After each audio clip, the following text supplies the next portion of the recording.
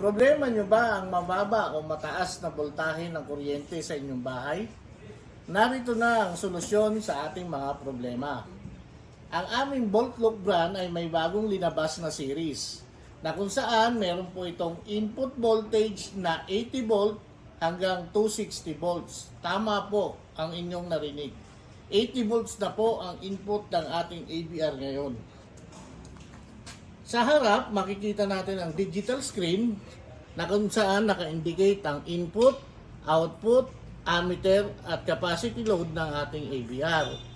At sa katabi naman po, makikita natin ang power breaker. Kasunod naman ang katabi ang bypass breaker.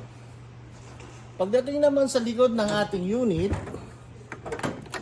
makikita naman ng built-in plug, 110 output socket, 220, tatlo po yan. And then si DBC series ay isa pong servo type.